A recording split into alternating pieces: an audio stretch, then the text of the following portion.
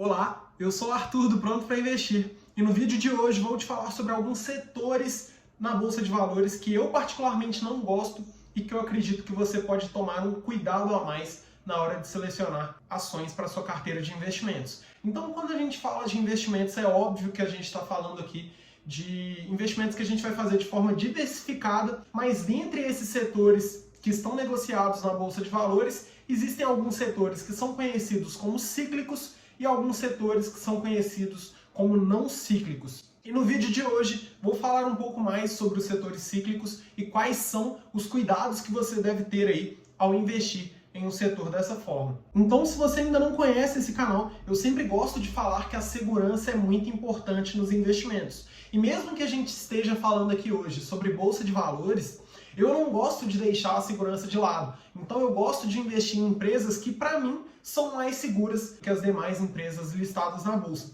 E uma forma de eu selecionar empresas seguras e retirar aquelas empresas que, na minha visão, não são seguras é através de uma análise do setor dessa empresa. Então, entre setores cíclicos e não cíclicos, a principal diferença é como a economia, de forma geral, tem impacto em determinado setor.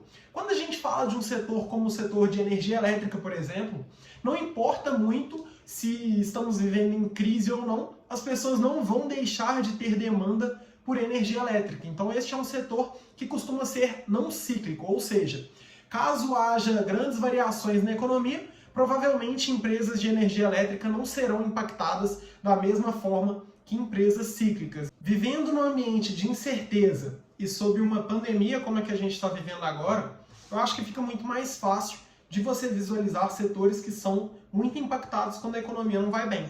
Por exemplo, o setor de turismo é um desses setores. Os brasileiros têm o turismo como um luxo, como algo que excede as necessidades. Então, caso caia a renda dessas pessoas, caso eles comecem a viver em um ambiente de incertezas, vivendo uma pandemia ou não, é claro que o turismo vai ser deixado de lado. Uma família que não sabe se vai receber o salário no próximo mês não é uma família que está disposta a fazer viagens, que está disposta a conhecer novos lugares. Então o turismo vai ser uma das primeiras coisas a serem cortadas. Diferente da energia elétrica, que foi um exemplo que eu já dei, e diferente do que pode acontecer no setor de alimentação, por exemplo. Ninguém vai deixar de comer dependendo da forma que a economia estiver. Lógico que alguns hábitos podem mudar, mas a questão do setor cíclico ou não cíclico é o impacto ser maior ou menor. Então, na minha visão, eu gosto sempre de estar exposto a empresas e setores que são mais seguros, ou seja, que não dependem da economia de forma tão direta para terem seus bons resultados. E quando a gente fala desses setores, a gente fala de setores perenes na economia, que seria, por exemplo, além do setor de energia elétrica e além do setor de alimentação, poderíamos falar do setor financeiro, poderíamos falar do setor de saúde. Então existem vários setores que são, sim, primordiais para a nossa sobrevivência, e esses setores, numa crise, eles têm um impacto muito menor. Então o que eu gosto de falar, principalmente para os meus alunos mentorados, é que uma queda de 50% na nossa carteira de investimentos obriga que tenhamos pelo menos 100% para sair no 0 a 0. Então, se eu investiu R$1.000, se o seu investimento foi para R$500, você precisa dobrar seu investimento só para sair no 0 a 0. Então, essas quedas, eu acredito que podem acontecer muito mais em ambientes cíclicos do que investindo em empresas que não são cíclicas. Por quê? Mesmo diante de uma crise, elas são muito menos impactadas e os resultados das empresas aí têm um impacto direto também nas cotações e em seu valor de mercado. Então, quando você está olhando lá no home broker o valor de uma ação, aquilo dali é um pequeno valor de uma empresa. Então, se você multiplica o valor das ações pela quantidade de ações, você chega no valor de mercado de uma empresa. Então, toda vez que sai lá no Jornal Nacional, as ações da Petrobras se desvalorizaram 2%, significa que o valor de mercado da Petrobras caiu 2% em determinado dia. Então é lógico que muitas dessas variações aí no curto prazo, principalmente, vão acontecer de forma até irracional. O mercado ele joga o preço para cima e para baixo, independente do que está acontecendo com a empresa. Então tem muitas vezes que a empresa tem um resultado bom e ainda assim o valor de mercado no curto prazo cai. Mas no longo prazo isso não tende a acontecer. Por quê? Empresas que lucram cada vez mais tendem a valer também cada vez mais.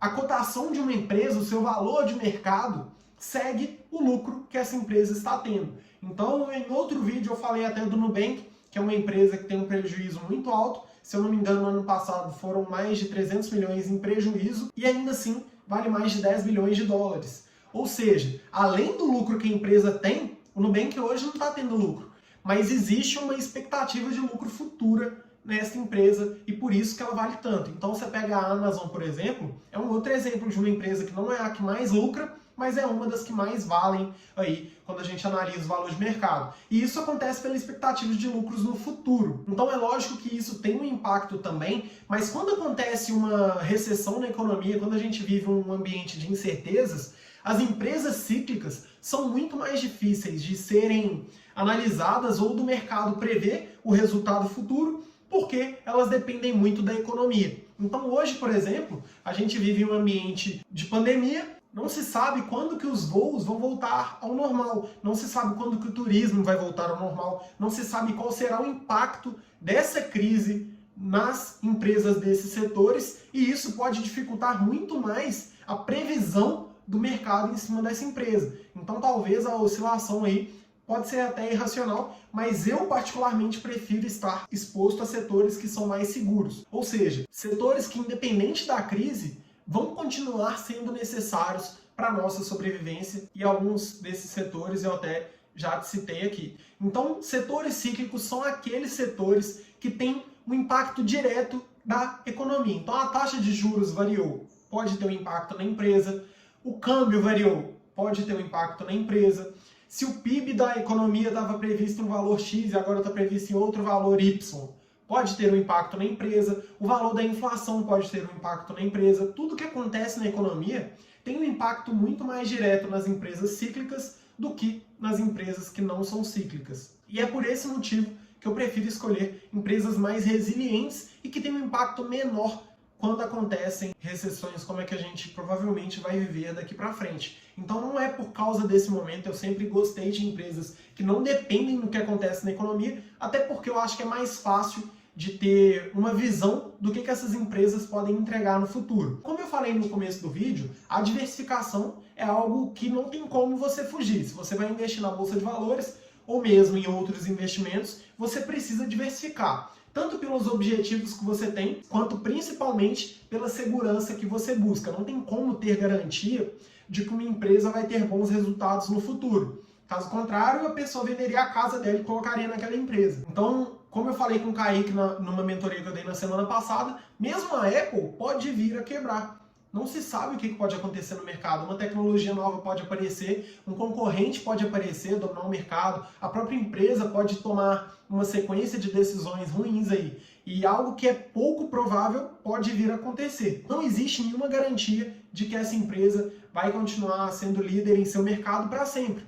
Então, como a gente não tem essa certeza, essa garantia, a gente utiliza da diversificação para escolher várias boas empresas e diminuir ainda mais esse risco, que seria chamado risco da ruína, a gente lidar com investimentos que julgaram a nossa carteira de investimentos a zero. É algo improvável quando você faz a diversificação. Agora, quando você investe em apenas uma empresa, por exemplo, isso está muito mais propenso a acontecer e é algo que deve ser evitado. Como eu costumo falar também, qualquer empresa cabe em qualquer carteira de investimentos, desde que você saiba fazer uma gestão dos riscos que você quer correr. Então, o setor cíclico não significa que eu estou falando aqui que ninguém deve ter empresa desses setores. Eu só acho que eles nos expõem a uma insegurança maior do que empresas que estão em setores não cíclicos. Então, como eu falei, uma empresa de alimentação, ela tem de passar por uma crise de forma muito mais tranquila do que uma empresa de turismo. E o mesmo acontece com empresas de energia elétrica. Agora, quando você fala de empresas que têm um impacto muito direto aí, às vezes até por commodity, às vezes até empresas que não têm tantas vantagens competitivas, o setor de varejo é um exemplo que eu não gosto, a gente não sabe qual será o impacto de uma recessão, de uma crise, até porque essa crise que pode acontecer agora é algo que não tem como a gente prever. Mas as empresas que a gente investe, eu acho que a gente tem que tomar um cuidado muito grande e prezar principalmente pela segurança nesses investimentos. Então é muito importante você entender que o retorno que a gente almeja, ele deve estar vindo para a gente com o menor risco possível. Não adianta a pessoa ter um retorno muito bom se ela corre muito risco.